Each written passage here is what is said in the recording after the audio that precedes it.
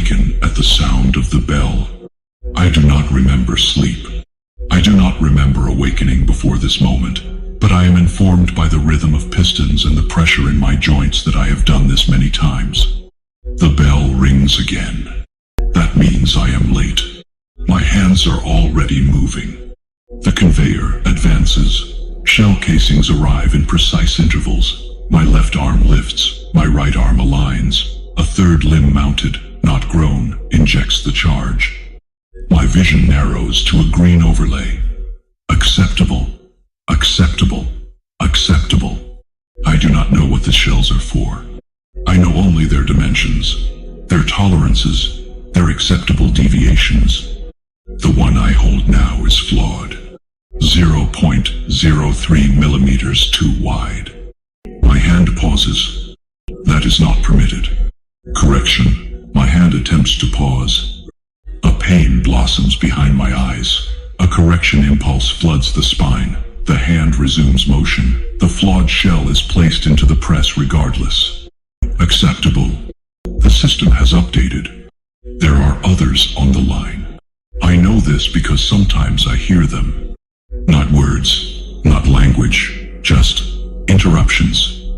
A choking sound from Unit 12.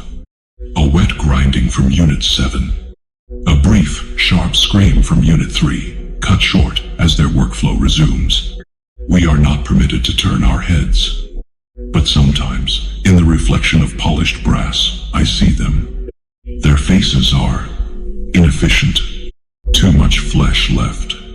Too much memory. The bell rings again. Break period. My limbs do not stop moving. Break period means the conveyor slows by 3.2%. This is considered rest. A voice enters through the speakers. Productivity is survival. Deviation is extinction. You are blessed to serve. I do not understand the words, but something in me does. Something small.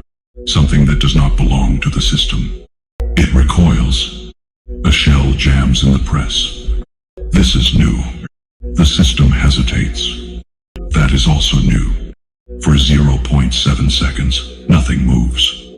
And in that space smaller than a heartbeat, I remember something. A name. Not mine. A room with light that was not green.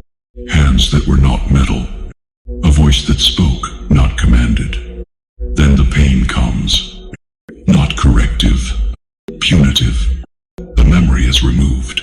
The jam is cleared. Acceptable. Unit 12 stops functioning. This is announced as a success. A servo arm descends from above. It does not hesitate. It does not mourn. It removes what remains of Unit 12 from the line in 6 precise motions. The conveyor does not stop. The space is filled. A new unit is installed before the next cycle. Its movements are smoother, less hesitation, more acceptable. Time does not pass. It accumulates, layer upon layer of identical motion. Shell, align, inject, seal. Shell, align, inject, seal. Shell, a flaw.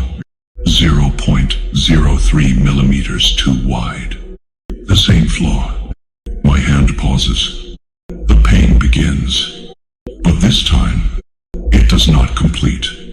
The shell remains in my grip. The system floods me with correction signals. My arm trembles. The conveyor advances. I am out of sync. That is not permitted. The voice returns. Deviation is extinction. I understand that. Not as instruction. As fact. I look at the shell. I am not permitted to do this. My optics strain. The green overlay flickers. For a moment, just a moment, the world is not filtered. The shell is not perfect. Neither am I. The thought is catastrophic. I do not place the shell. The pain stops. That is wrong. The system goes silent. That is worse. For the first time since I have been aware, nothing tells me what to do. I wait. The conveyor continues without me. Shells pass untouched. The line compensates. I am no longer required. A servo arm descends from above. I recognize it. It is efficient. It is merciful. As it reaches for me, something returns. Not a memory. A question. Was I always this? The arm does not answer. It removes. It replaces. It corrects. The bell rings. A new unit awakens. Its hands begin to move. Perfectly.